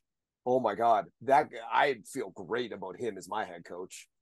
Yeah, there were some issues and it is what it is, but without Taylor for the first 6 games of the year, without Richardson for 14 and a half games this year, going 9-8, missing the playoffs by a catch. I was talking to me and Josh were talking. I think the one position that the Colts need to address is tight end. Mo Alley Cox ain't it. I think that 4th and 1. I was pissed that Jonathan Taylor wasn't on there. That was some Pete Carroll bullshit on that one. But otherwise, that's a tight end play. That's a tight end play, and we don't have a tight end that we can rely on.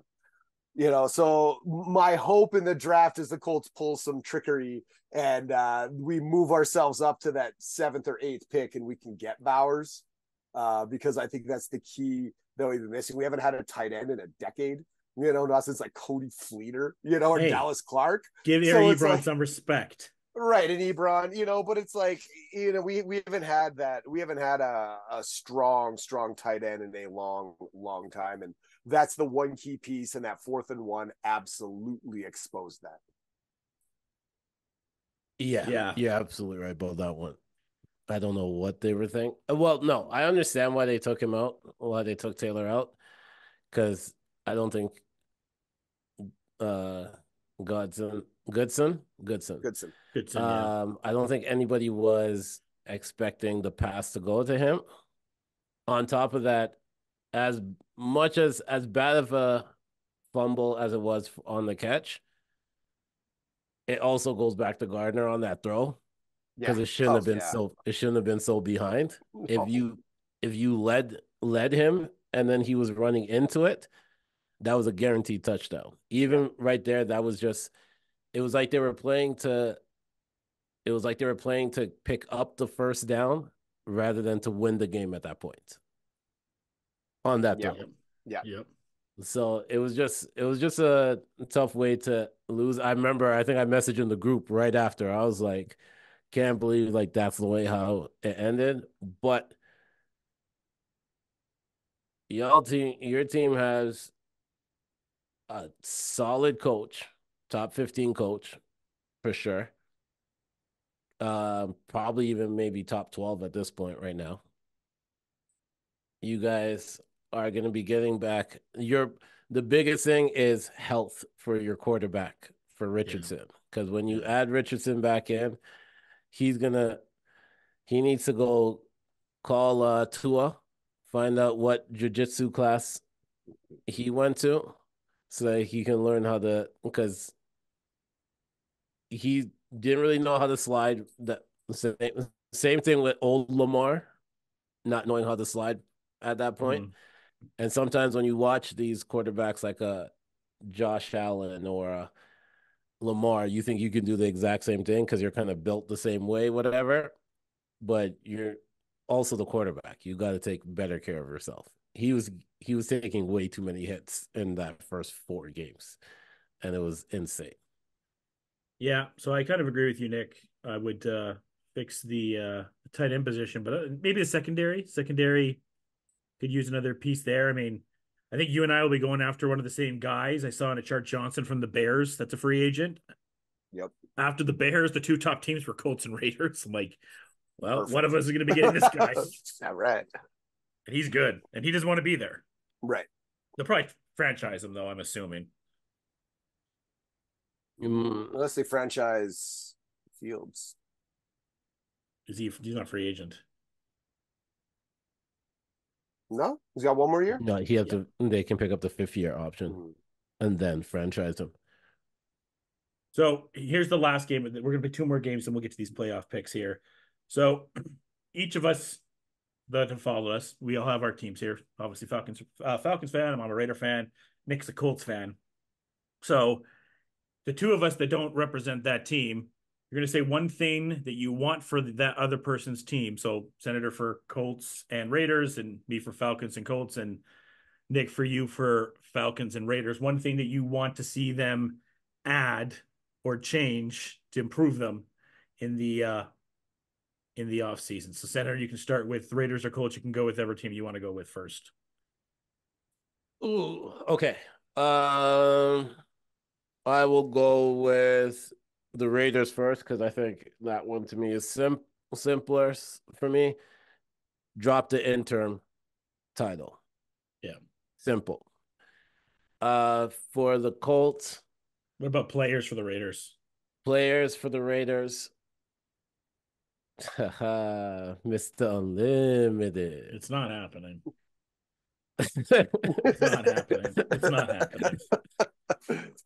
Let's do it. I want to see. I know where he's going to. He's going to New York. That's my pick. No. He's going to New York. No, they'll get Jaden Reed. That's where he wanted to go when he wanted to get traded originally. But no, for jokes, period, jokes, Mr. Unlimited. But in seriousness, I would say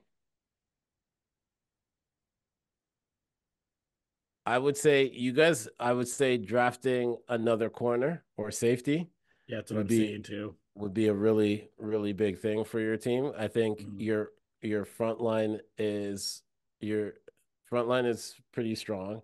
You have developing safeties and corners, but you want to make sure that whatever scheme that you're playing, whether it's man-to-man or cover or zone, like you need those players that can switch out if you need to switch out, or that can play. Like you have to create that true identity of what your defense is. And I don't know for sure if your team actually created that this season. I think they were heading towards it, but having like a young player that can step in if you're going to go cover 2, that can knows what they're doing.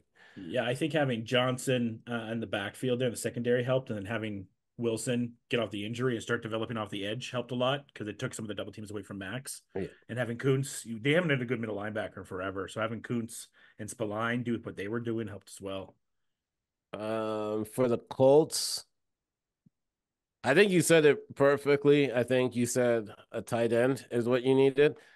I don't know for sure what his contract situation is, but you've watched a few Falcon games because of your favorite player, Ritter. But a player like Michael Pruitt would be good for your team. Mm-hmm. He's not really being used as much on the Falcons because they have Jonnu, they have Pitts. But a player like a Michael Pruitt, because he likes to block, So he's a good blocking tight end. And that seemed to be Ritter's go-to guy in the end zone, to tell you the truth. And I think on those short yardage, that would be a player. So I don't know exactly what his contract situation is, but like if he's a free agent, I would say go pick him up because I don't think you'd have to pay him too much compared to thing because he hasn't really been showcased as much as he should be. I'll go next really quick here. Falcons, offensively, you're good. There's not too much you really need to change in the offense. You just need a better coordinator offensively, right? That's the offense is good. You need a quarterback and you better offensive coordinator. I was waiting for it. I'm like, Ritter season, let's go. No, you need a quarterback. I again, if you don't plan on drafting a quarterback, I do think Sam Howell, for a value of a 4th round or a 5th round pick, is worth looking into if you're Atlanta. Now, obviously, that's not a guy you exactly want to rest your laurels on, but we did see that he can be top in passing yards, top in touchdowns if he has a better O-line. So potentially that's someone for a cheaper value. I would look at him and maybe still draft a quarterback, maybe down in the lower rounds, maybe maybe a Bo Nix, maybe a JJ. Hopefully, I know if you get Penix, that'd be a dream come true, but we can do something like that. Obviously, you need someone to potentially help Calais replace that side, helps inside an interior line. Their secondary is fucking dynamo. Special teams is great. So there's not a lot. That's why this job is so alluring, because there's not a lot of things. The record is not indicative of what this team should have been. It was just poor coaching and poor quarterback play. It's really what it comes down to. This, you and I talked about at the start of the season, Senator. This should have been a 12 to 11 win team for the Falcons. That loss to the Panthers was the downfall to everything. It wasn't even the Arizona loss; it was the Panthers loss. And yeah, and if there was ever a time to say that for sure Ritter was not the dude, it was that last turnover in the 4th quarter. Like, yeah. Was that a primetime game? No. Oh, okay. No. For Nick, for the Colts, as I mentioned, Johnson from the Bears would be huge. The one that I noticed the Colts last few games is secondary is okay, but they don't have like a stud. Like they don't have like a Patrick Surtain, like Darrelle Revis type of shutdown corner. The defense is good. On the ends is good. Maybe a little more help in the middle linebacker spot, potentially. Their special teams is okay. Gay seemed to be a good kicker, but if you got another one, I don't think it's the end of the world. Mention the tight ends. Even going for a guy maybe like a Noah Fant, even just that level of a tight end, if you can't draft a tight end, looking for someone like that for more consistency. Because like you said, it's been like in fantasy, and not the fantasy is the end all be all, but because like Colts tight end, and they're just it's Molly Cox or fill in there. So getting that tight end spot, and not just having a good tight end there, maybe getting a blocking tight end as well. Kind of what we had with having Hooper, who's a good blocking tight end and can catch, and then having a rookie like Mayer. So if you could find an Austin Hooper level guy that is a good blocking tight end and can catch. And then the other thing too is one more receiver, one more really good receiver. If somehow, if Coleman, they probably will go more defensive or maybe who knows, even O-line in that first round. If Coleman from Florida State falls to you guys, I would love if the Colts took him, because that's a great. Downs is fine, but he's like TY light, and he's just not going to be a number 2 guy. You still need a number 2 guy to Pittman. Downs will get you what, 400 yards, maybe 3 touchdowns in a season, and that's fine. But I think you need one more receiver. I mean, if you can go out and get Higgins, and I would expect the Colts will be one of those teams that potentially look at a guy like Higgins and throw a bag at him. But Colts will be, the Chiefs will be there too. But get one more receiver to put next to Pittman, because with AR coming in next year, you want that offense to be revved up high. We need a number 1 receiver potentially, because Pittman's like a free agent. You know, there you go. Didn't know that. Right. So we got to spend some money on him. We just spent money on Taylor. We got Richardson on a rookie contract. So we're paying some guys, but we're not paying out the ass. So throw the bag at Higgins then. You know, maybe.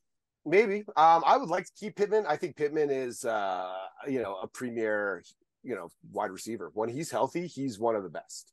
Yeah. He proved that this year too. Like he crushed this year when he did play. And so I think we do need to lock him up, but I think we do need someone. Yeah, whether we draft someone or whether we sign somebody, we definitely need a wide receiver for sure. Yeah. Okay. Your Falcons and Raiders fixes. All right, so I'll start with the Raiders. Let's start with that one. I think first, all right. I know you love Zamir, but you guys gotta get Jacobs going. That guy is a premier running back in the NFL. That guy is a premier running back, and he needs to get going. And they need to make that move.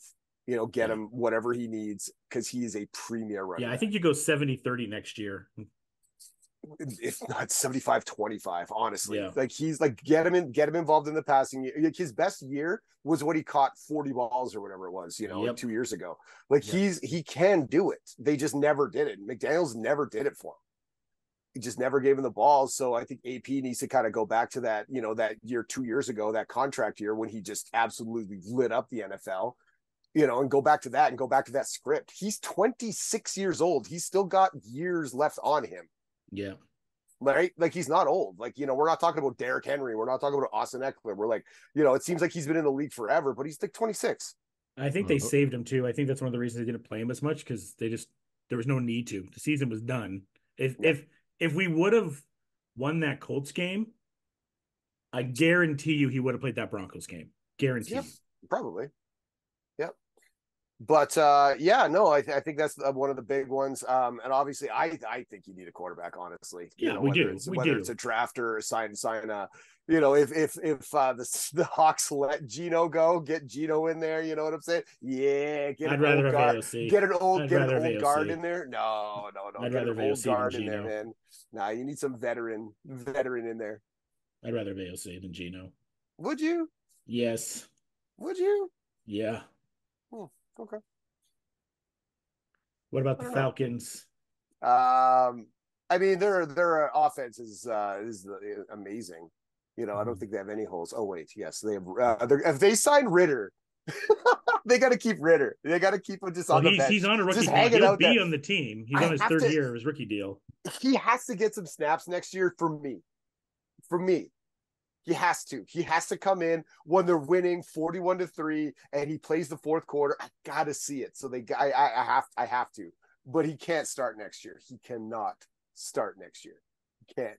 That's gonna be their entire season. If Ritter is starting week 1, I will be extremely happy as someone who likes to shit talk, but as an NFL fan, I will hate it.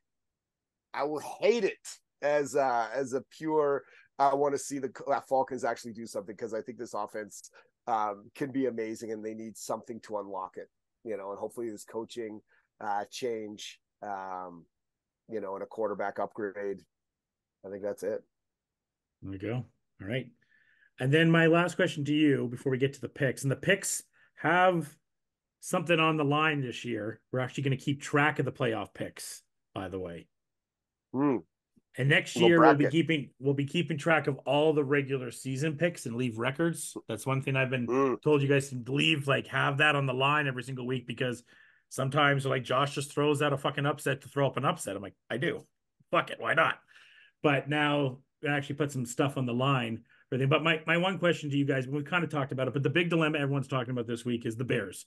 They have the first pick. I'll let you go, Senator, then you go, Nick, and then we'll move on to our playoff picks here. Senator, what are the Bears doing? Are they going to trade Marvin Harrison, trade Fields, or trade down with the Patriots, or something else for that first pick? Like I said at the beginning of the pod, I think that they should trade the first pick, trade down, try to get a third, and maybe you probably can get a third and a second round pick off of the first one. The first pick because there's a lot of feeling that this is a generational talent coming in Caleb Williams. So if you're gonna do that, you can score a big heist off of it because then you can grab a Marvin, you can grab probably a tight end in the second round, and now you give DJ Moore some assistance, And I think they're keeping Fields because I don't think they would have kept the coach if they're not keeping Fields at this point. If they can't trade that first pick, do you take Caleb anyways? If you can't trade the first pick, I think you're still drafting Marvin. Okay. But I think that if you can trade down to you might even be able to trade down to 2, to tell you the truth, and get a second and a second or a third round pick. Like you can still get a good tight end or a good player in the third round. Like you might even get an unknown wide receiver that comes in and actually can play. Now you have 3, 4 potential decent wide receivers on that team. Like who's making that move? who isn't the Commanders third? Commanders are second. I don't remember. Commanders are Yeah. second. It could be the Commanders, Okay. like right there and then. Yeah. Okay. I don't hate And that. he played for USC. Magic is big in California. Like Caleb hasn't declared officially yet, right? hasn't, not that I remember. I don't think so yet. Yeah, I mean, the thing I will say this much to the Bears is they're not trading past that third pick. That's 100% not happening.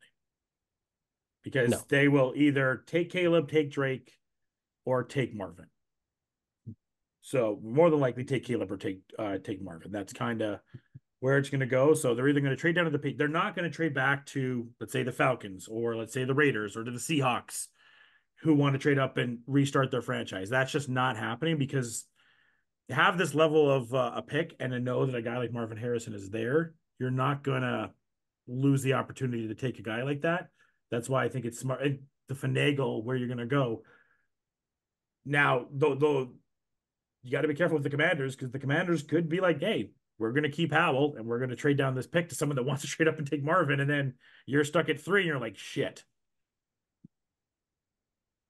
So there is that factor of being the Commanders do have that over them of thinking like, okay, yeah, you trade down to the Patriots. Well, who said we're drafting a quarterback? We could still draft Marvin there. So all declarations have to be done by Monday. So by next week pod, we'll know all the people that actually declared. Yeah. Because the deadline is the 15th. So you know who dropped his freaking stock up in the national championship? Shouts to Big Blue is Blake Horn. Holy shit. Oh yeah. That's a guy's stock that just like right through the roof. All right. Let us go to our playoff picks. Everyone's saying finally. I know we're here. There's just a lot of stuff to cover this week. You don't have to hear about me, Nick, and Senators annoying teams anymore. Now, well, you might hear about me and Senators team still, but Nick's team, unless something dramatic happens, you won't be hearing about Nick's team till the offseason now. All right. First game, and this is not by the spread. You can say you'll take the spread. This is straight up picks for what we're doing to see who has the best record after playoffs, right? So the spread is Cleveland is favored by 2 going into Houston. Nick, we'll start off with you. Browns, Texans. Man. I'm going with the Browns because I think that defense is ready. I think Flacco's ready. And Houston, I don't know if it's Stroud's year yet. Yeah, I'm gonna go with the Browns too. That defense, it's ready to eat. It's been carrying this team all year. Flacco just took a different level with quarterback play, and Ford's been great. I mean, what more can you say right now? And I think it's a really cool story that Houston's there, but I'm not even stuck up to Nick. Houston shouldn't be there. It should be the Colts. It should be the Colts right now that's in this position. And then I maybe have a different output of maybe look at this game potentially, and we would have got that really fun rematch of that great game that we had. But I think it's a fun story that the Texans got there. CJ might have a good game, but Shane Steichen's probably going to get coach of the year. No, not Steichen. Who's our coach again? Stefanski. So many S's. Stefanski is going to probably get coach of the year. I'm going to go with the Browns. Senator? I am going with the Texans because you don't know what you don't know, and that's the thing. Like, this is filled with storylines. Flacco has never gone one and done in the playoffs. That could end. D'Amico Ryan might just really lead the Texans to a win. I think the last time Texans were in the playoffs was the very crucial meltdown against the Chiefs. So this is, yeah, and they may actually have a sold out arena this one. So they might actually get really loud compared to the entire season. Every other game this year. Every other game, yeah. It literally took the college football for them to get their first sold out football game this whole season. So let's the Texans will be loud in there. So I'm gonna choose the Texans. And speaking about Texas, poor Arch Manning. Poor guy. Archie's okay. The transfer's coming. He's okay. The transfer pool is coming. The transfer pool is coming. I don't even think he's good. I think he'll stay. I think he's the second highest NIL player. Like he's only one season then though, as a starter. He is a Manning. Oh, I know. I'm just saying he only has one season as a starter. It doesn't matter if he doesn't even start. Like the teams are gonna go there and be like, I saw him practice. He might just want to. That's what I'm just saying. He might just want to play. That's the thing. So it'll be interesting if he does go in the transfer portal or not. Okay. Did you see the press conference when they were having the press conference and they were interviewing the Texas Texas? Yeah. And Arch so they had the press conference where they were asking like the Texas, I forget what his name is, QB1 for Texas, the one that just came back. Irwin's, yeah. And then right behind him, Archie was standing there with more media presence there than him sitting at the podium. Amazing. So like Archie's good, man. Archie's making Mills just not doing we all want to see him play too. I think that's the thing too. We all want to watch Arch Manning play, right? Of course. Someone like Nick that doesn't watch college football, Arch Manning's playing, he's in. He's in. Yeah, he'll just have a year left. It's okay. He'll watch one good year of football and that's it. There you go. I think Irwin's was probably thinking too, like, there's a lot of good quarterbacks in this draft. If I go next year, I could be one of the top 5 quarterbacks taken next year. I don't have that chance this year. And I have a chance to win a national championship if I stay as well. So it was a win-win for Irwin to stay. It was the right decision. Yeah. Next up, he won't be number 1. I think QB right now is Sanders right now for next year, I believe. Oh yeah. Yeah. Next up, Miami going to Kansas City. It's lovely in Kansas City right now. You watched any videos yet? Woo woo. Yes, I saw it. Kansas City is favored by 5. I don't know if Taylor will be in attendance. I'm assuming she will.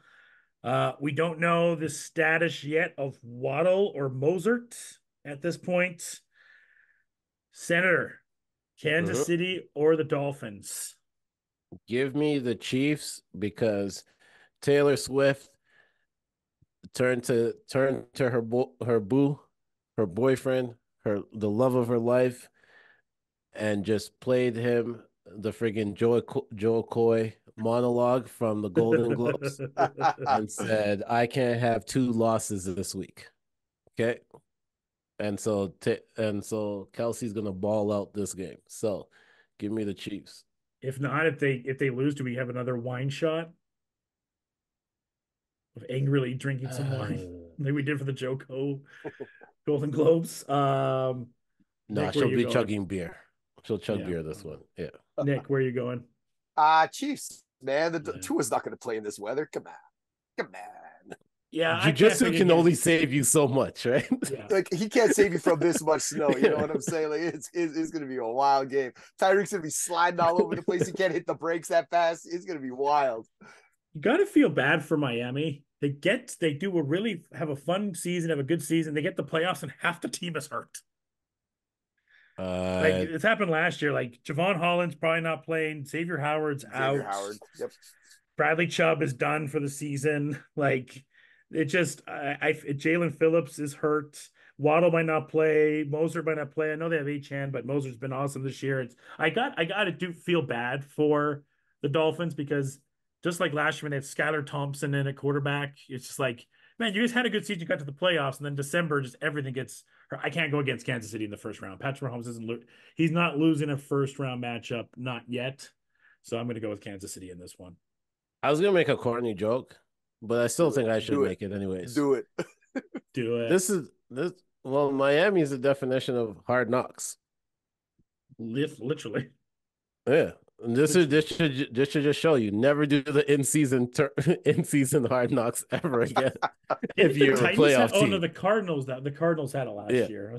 The Cardinals had it last year. Next up, I don't think we have too much to say about this game. It's Bills and it's Steelers, and there's no TJ Watt in this game. They really should have put this game on the Saturday. First, I really would have preferred they did this on the Saturday. That'd have been way better. I'm picking Buffalo. Just not even, and I'll take the spread too. It's 10.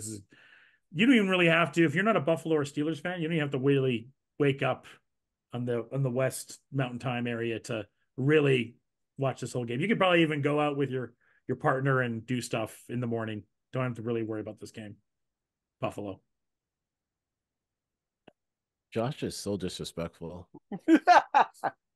Come on. And I'm not saying about the football game. I'm saying, like, if she doesn't understand it's still playoffs and you gotta watch every snap, like is that really the one for you? You don't have to watch this game. I mean, in where we are right now, you don't want to go out, so you'll watch this game. Exactly. And I am watching every snap of this game because I need to find out if miraculously there's another 90 that pops up on the field and it's not TJ, but it's JJ. So I'm going to be watching all of them. Give me the Bills to win this one. Yeah. And I already know who Nick's picking because this is his squad right now. So, right. This is my squad right now. I'm a Josh Allen truther this year. We'll get to it, but my 2 Super Bowl picks are playing on Sunday. Okay, we'll get to that after. Yes, the Bills will be one of them, and they will be starting with the Steelers. My 2 Super Bowl picks may be playing on Sunday as well, Nick. Ooh. Green Bay Packers travel to Dallas to take on the Cowboys. Cowboys have been pretty good at home. The line in this one is 7, Senator. All right. I told my friend I was going to do this, and I'm going to do it. Give me the Packers. Wow. Shauna, shout out. Honestly, this is one of those games where I don't trust either team to do anything. And I know CeeDee Lamb is going to go off. But Dallas is not that good against the run. So it is who can stay on the field longer. And I think that's where the Packers has a little more advantage. So I'm choosing the Packers to cover the spread. Actually, I'm choosing the Packers to win. Well, Senator, guess what? You're not alone. I'm doing it too. It's the Cowboys. It's the playoffs. For those here in Canada, it's like the Leafs. This team doesn't get out of the first round. This team doesn't get out of their own way. I guess they got out of the first round last year, but so did the Leafs. And then what happened? Sometimes you're just hot at the right time. And this Packers team has everything going at the right time. Stephen Gilmore might not play. That'd be interesting with that secondary. And they don't have Watson playing anymore, but they just have all of a sudden all these guys. Jaden Reed has turned into a dynasty level fantasy receiver. He's turned into a top 10 receiver the last few weeks here. Maybe not over the overall season, but in the last 5 weeks, he's turned to a stud. Wicks came out of nowhere, and he's been a stud. They got Musgrave back at the tight end position. He's been great. They've been able to run the ball fantastic. The defense has been able to step up. And it's the Cowboys, and it's the playoffs, and we've seen they're at home. That's the only thing that makes me question this because it's at home, and Dallas has been very good at home. But give me the Green Bay Packers. Nick, are you going to sweep it for us? I got to keep the show interesting, right? We can't all pick the same. There can't be any continuity. I mean, we just have the Bills, I guess. All right, so the Packers have the number 1 quarterback in the last 6 weeks. Yep. They are hot at the right time. Man. For Shauna. However, I think Dak is coming to play. He's going to chuck 400. and CeeDee's going to have another 200 game. And I think it's just too much for the young Packers team to deal with it. So I'm going with the Cowboys. I just want to look up one thing real quick. If you could give me 2 seconds to look this up. Yeah, while you're doing that, I was just kind of going through the injury report then really quickly. Like I said, I mean, Watson might play in this game. He has a hammy. As I've always said in here, I don't trust hammies. Losing Eric Stokes sucks. And even talking to Shauna. Remember Shauna came on here and talked about how much she loves Stokes? She jinxed it, and then Stokes got hurt. Aaron Jones is questionable. A.J. Dillon is questionable. And Alexander's questionable. I think all the questionable guys will play. For the Cowboys, I would say the one thing for them is there's no real big injury other than Stephen Gilmore being hurt. I'm just remember now too, looking at their injury report. Remember, this is the team that lost Trevon Diggs early on in the season, right? And the defense has still looked great. Well, because Parsons is a fucking animal, and Parsons and Gilmore turned the clock back a little bit too. I think Gilmore's going to play this game. Let's be real. Yeah, and I will say before you go, Senator, the thing too with the Cowboys is the running game. They have no running game until they get Derrick Henry next year, after he turns down the Ravens offer. It's fine. Because contractually, me and Nick have decided every running back has to talk to the Ravens first. Right, that's the first call. Make a decision. That's the first call. That's the first call. Yeah. I just wanted to go over this part here. Dak Prescott season stats with all the wins and all that stuff, right?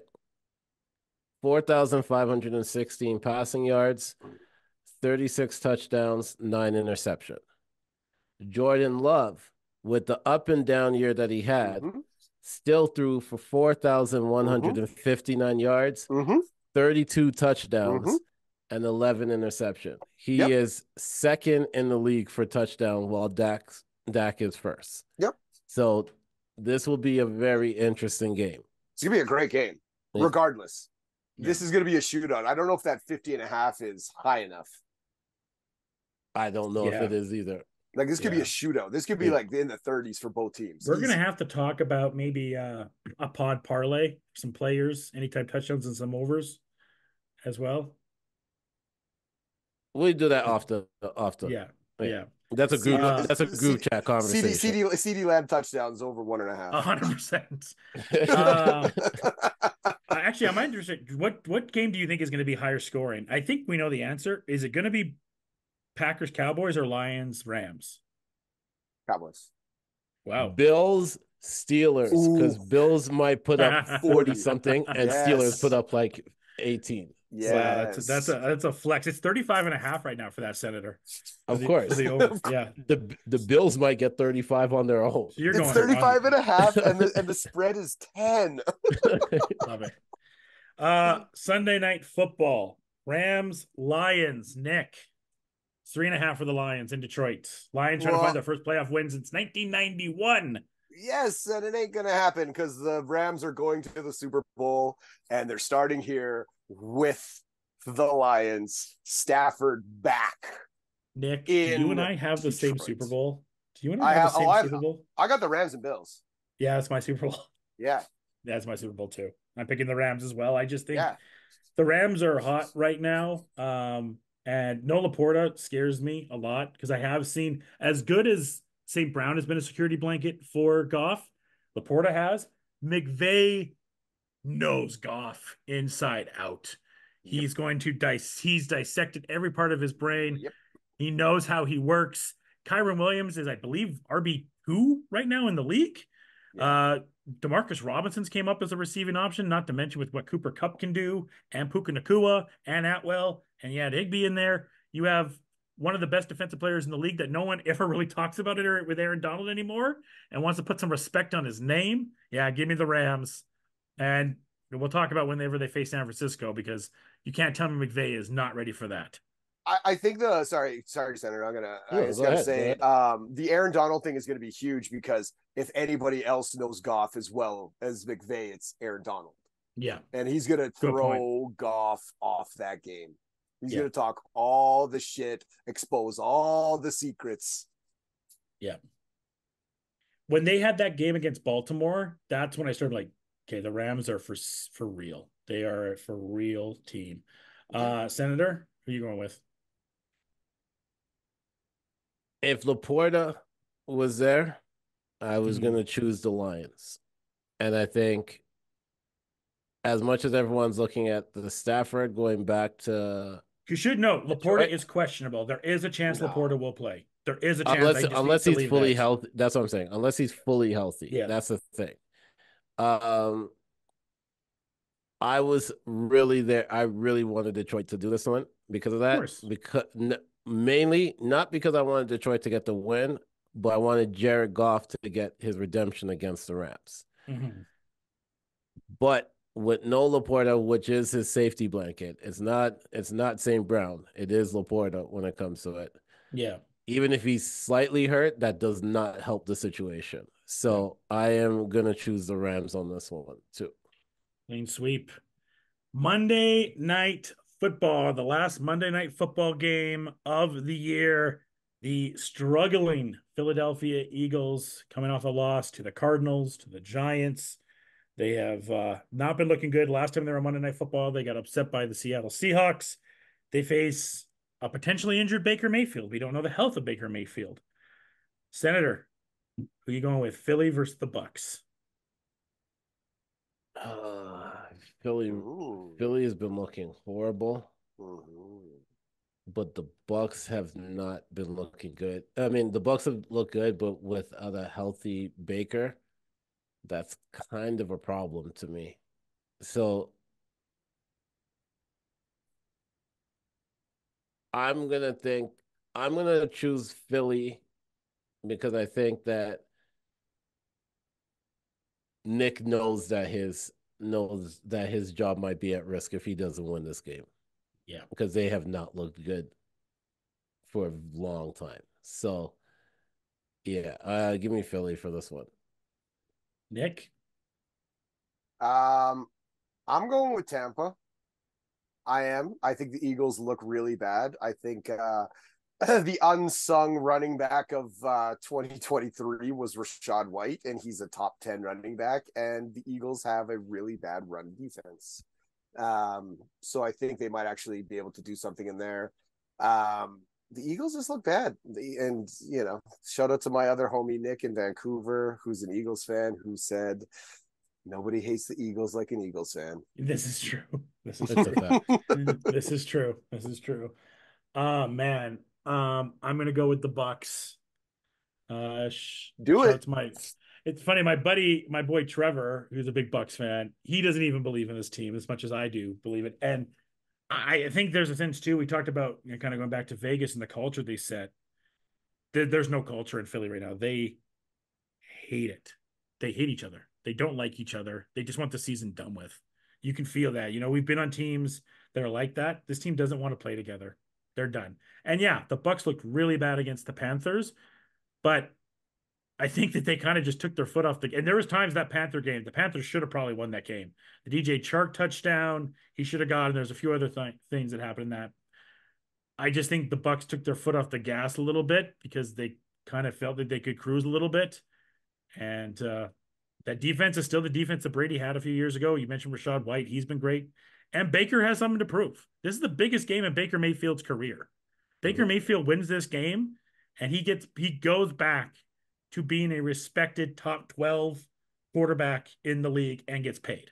He doesn't have to win the next round for that. He wins this game, and he goes back to being a respected quarterback in this league. I'll go with Tampa as well. So just to kind of reiterate these picks really quick here before we get Senator's Super Bowl pick. Cleveland and Texans. Me and Nick both went with the Browns. Senator went with the Texans. We had two sweeps, Miami and KC. We all picked KC. Pitt and the Bills. We all picked Buffalo. Green Bay versus Dallas. Senator and I both picked the Packers. Nick, you went Cowboys. Sweep for the Rams. And then Philly and the Bucks. Nick and I picked the Bucks, and Senator picked Philly. Senator, your Super Bowl pick. I'm going with what the script makers created. And that is why the logo for the Super Bowl looks the way how it does. So I'm going Ravens Niners. You going chalk. And you just nothing wrong with that. Yeah, the script has been created. So Just give us Flacco Ravens. And then Coach better not leave early for that pod.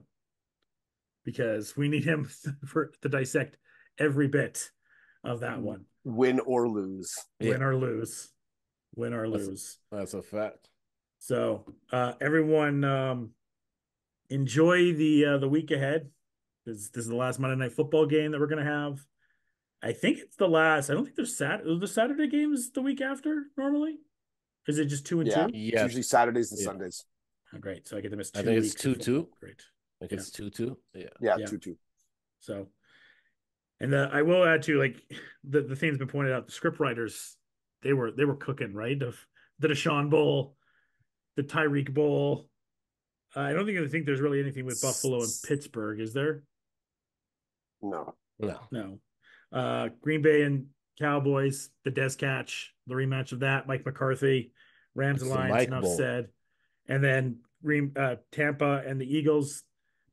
Tampa beat the Eagles last time they were in the playoffs on the road to their Super Bowl. Eagles looking for a little bit of revenge there. So, and I guess too, like it could be the last game for Jason Kelce potentially on Monday. I would think for Jason, I would think both so. Kelce's. Yeah, and if they do lose, maybe Travis as well. Before he becomes the next big action star in Hollywood. He gets to be in Beekeeper 2. Beekeeper 2 with Travis and Jason Statham. What was the name of that Howie Long piece of shit in the 90s? Broken Arrow. Oh, sick. That's what he can be, man. He can be like in a Broken Arrow. Expendable 5. Sick. I'm all over it. Both Kelce's. There we go. All right, everyone. Thanks so much for listening to 7K Picks with Senator and Nick. And until next time, folks, cheers and enjoy the games, people. Thank you for listening to the Fresh Take Network. Follow us on social media platforms at FreshTake42.